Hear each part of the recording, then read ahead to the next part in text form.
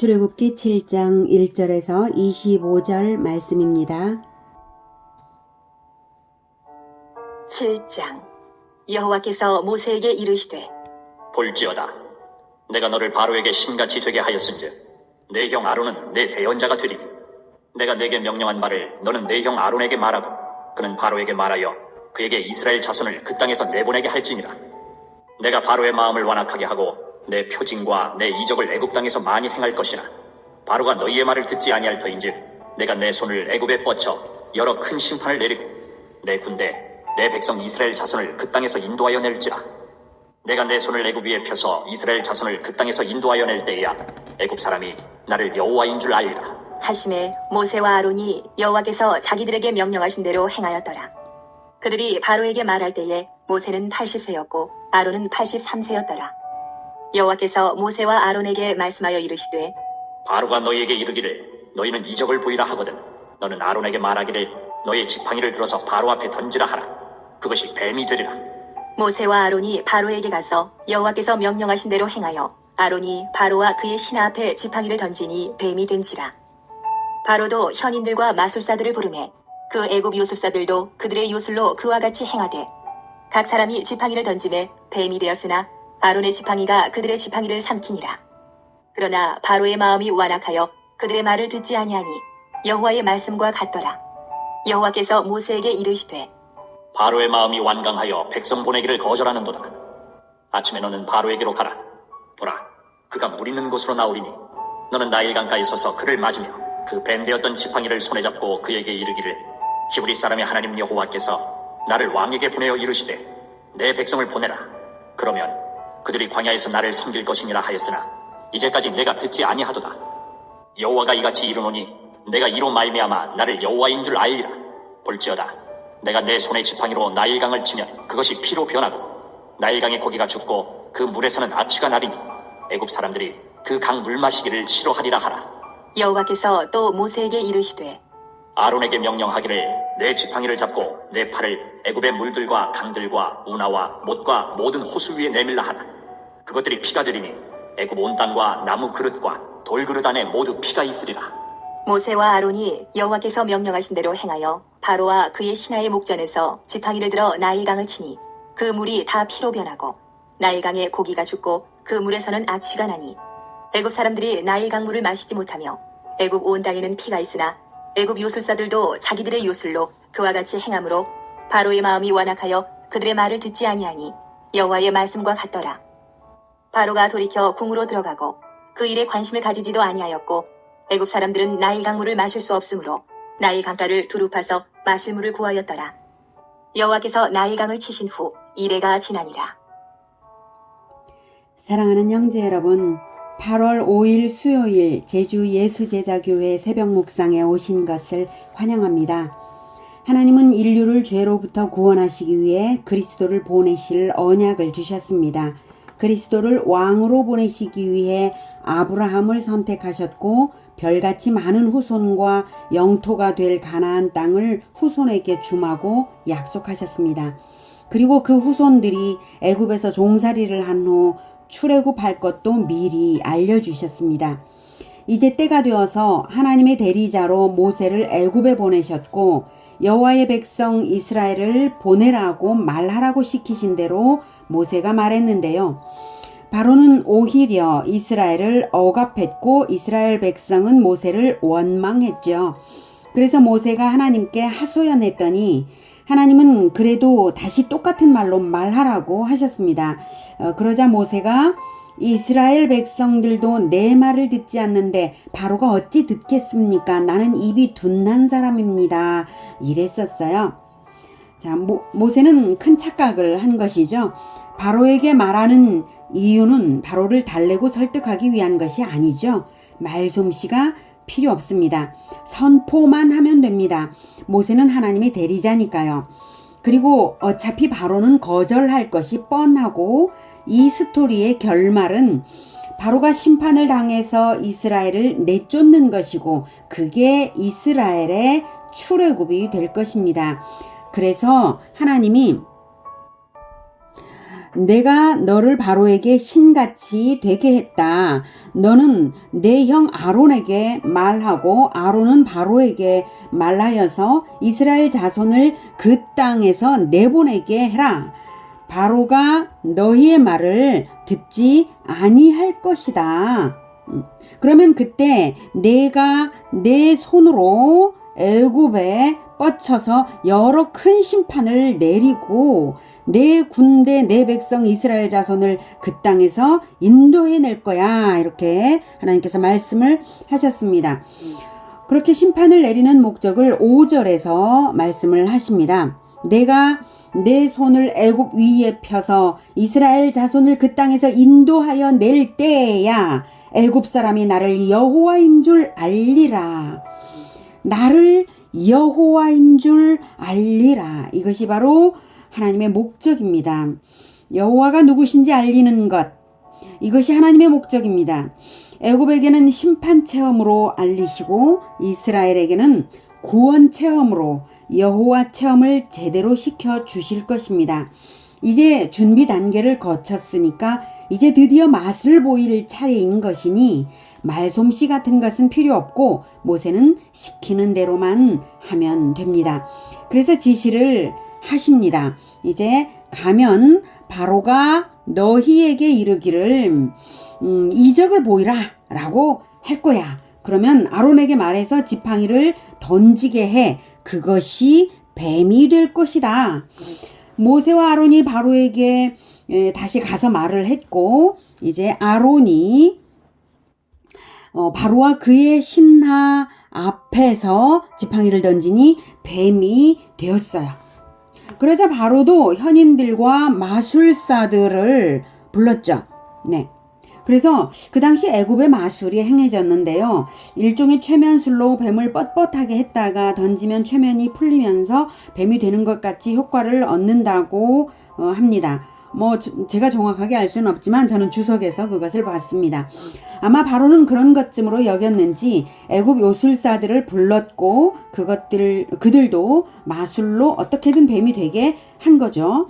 여러 마리의 뱀이 오글거리는데 아론의 지팡이가 그들의 지팡이를 삼켰습니다. 모세가 이적으로 하나님의 대리자인 것을 이렇게 증명했지만 중요한 건 이거죠. 모세가 하나님의 대리자인 것을 증명하는 것이었는데 그것을 바로는 완악하게 그들의 말을 듣지 않은 거예요. 자, 하나님께서 이번에는 본격적인 심판을 주시기 위해서 작전 지시를 하십니다. 15절에 아침에 나일강 물 있는 곳 나일강가에 가면 바로가 나올 것이다. 너는 그 뱀 되었던 지팡이를 손에 잡고 이렇게 말해라. 16, 17, 18절 그에게 이르기를 히브리 사람의 하나님 여호와께서 나를 왕에게 보내어 이르시되 내 백성을 보내라. 그러면 그들이 광야에서 나를 섬길 것이니라 하였으나 이제까지 내가 듣지 아니하도다.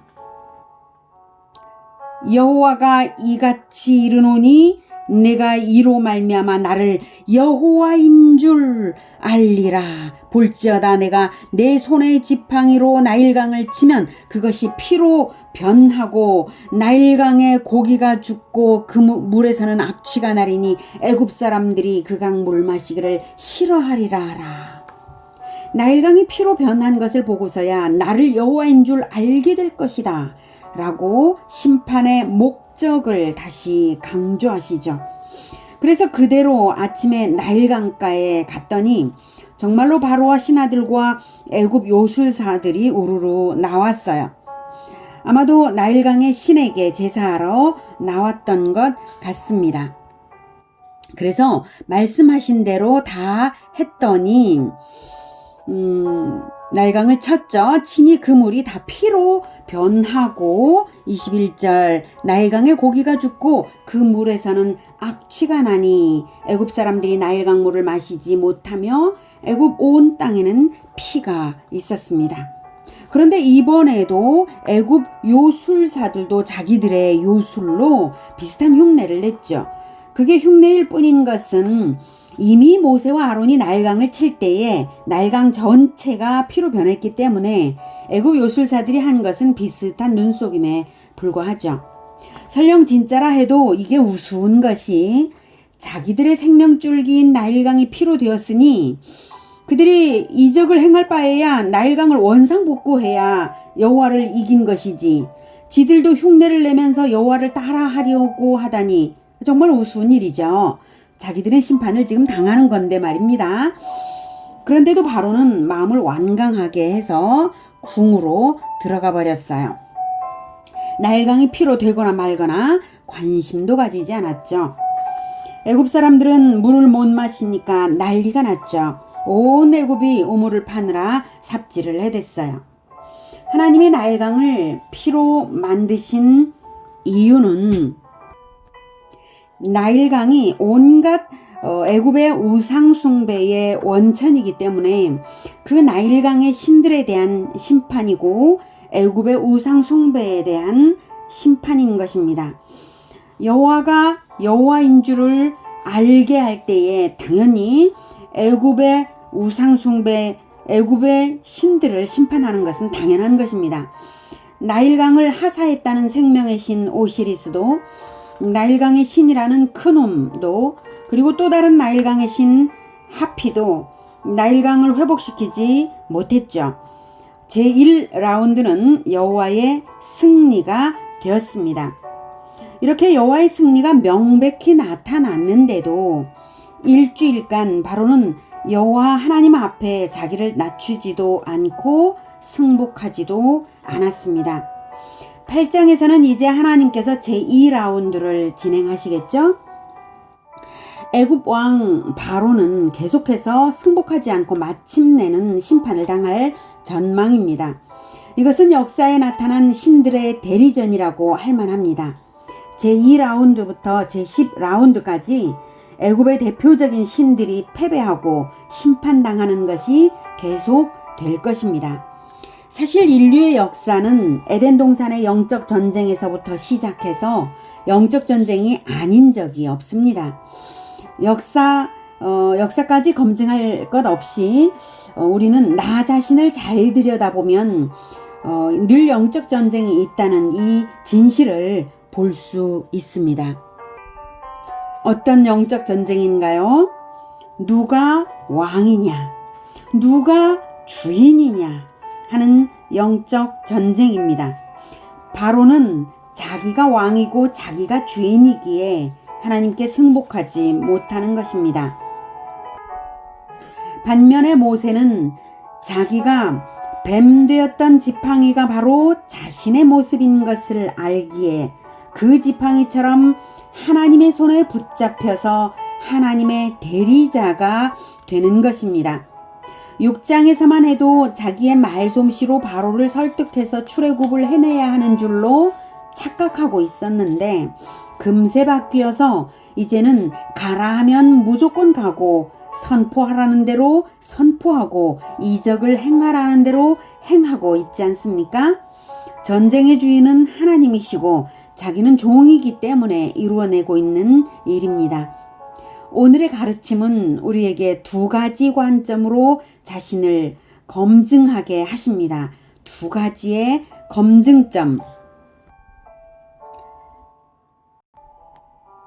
첫째는 나는 바로와 같이 스스로 왕좌에 앉은 모습은 아닌가 하는 것입니다. 무엇이든 자기를 위하여 자기 기준으로 하고 하나님을 모르는 것이 자기 자신을 우상화하는 것임을 우리는 알아야 합니다. 둘째 관점은 나는 뱀 되었던 지팡이처럼 하나님 손에 잡혀서 쓰임받고 있는가 하는 것입니다. 좀 표현을 달리하여 말한다면 첫째 관점은 하나님을 위하여 사는가 나 자신을 위하여 사는가 하는 인생의 목적을 묻는 것이고요.